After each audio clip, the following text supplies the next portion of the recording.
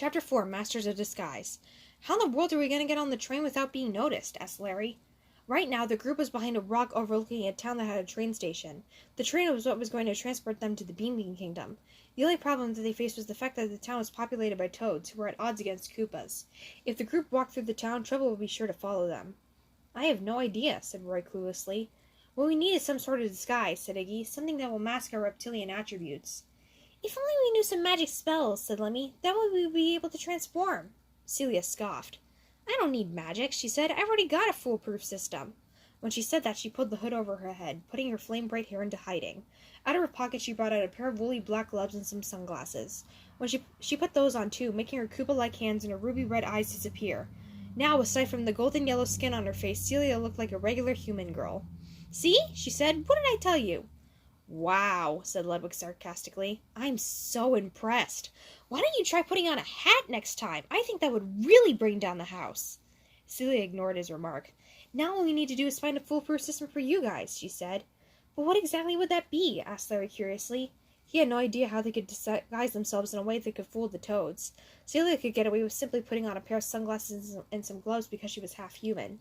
The Koopalings weren't blessed with the human DNA that Celia had, and because of that, hiding their race would be nearly impossible. Yeah, said Ludwig. If sunglasses could get away with hiding us, then Roy would be invisible. Hey, Roy said. You trying to be mean? No, not at all, Ludwig said. I think you are, said Roy as he balled his hands into fists and displayed them out front. You want to go, Luddy boy? For telling the truth, said Ludwig. No, I don't. And besides, I would crush you. You don't know that, said Roy as he started to shuffle. I work out regularly and am really strong. Well, I can generate fire and electricity from my hands and can move objects with my mind, said Ludwig. We haven't even started the brawl yet, and you've already lost.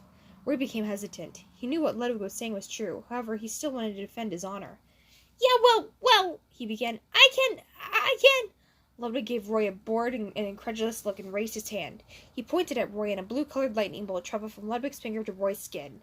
It wasn't big, but it was large enough to sting Roy, who yelped in pain when the bolt made contact. Scowling at Ludwig, he rubbed his arm and backed away, grumbling under his breath. Anyway, said Iggy, what kind of foolproof system do you have in mind, Celia? Celia grinned. I'm glad you asked, Iggy, she said as she motioned to the Koopalings. Follow me. The Koopalings followed Celia into a warp pipe. When they came out on the other side, they found a costume store that sold costumes specifically designed for Koopas. This was a lifesaver for them. While the costumes wouldn't get rid of their Koopa features, it would hide most of them from the outside world.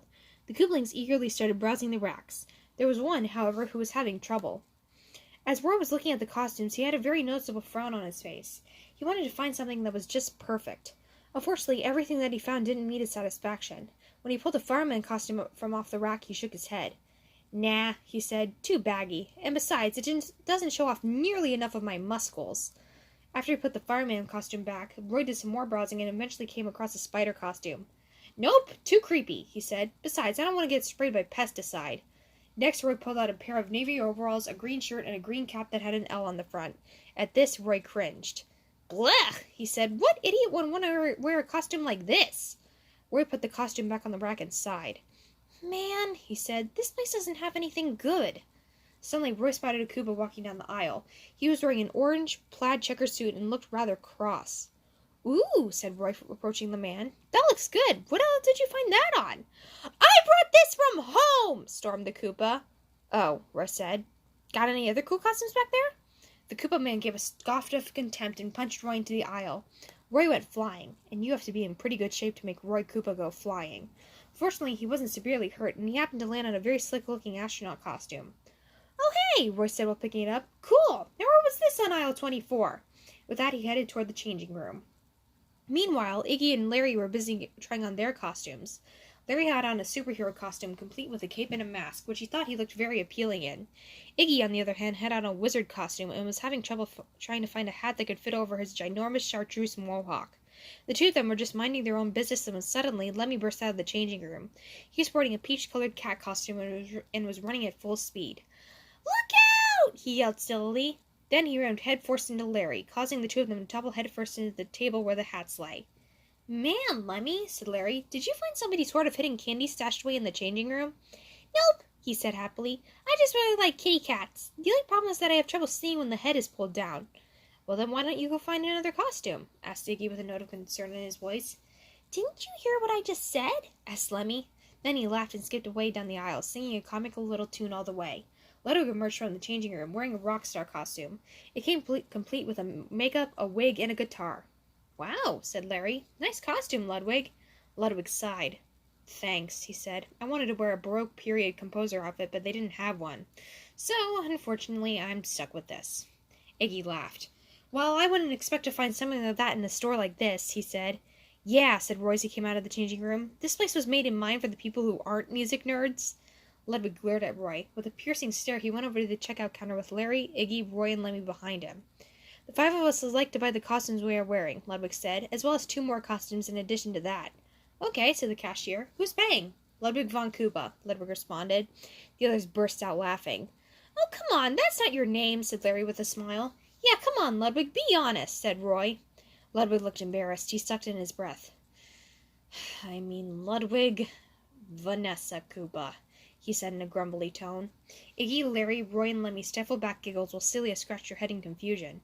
"Ludwig Vanessa?" she asked Iggy. "Oh, we Koopas have a tradition," said Iggy. "You see, since Koopas hatch from eggs, there's no way for the parents to determine the gender of the baby before birth.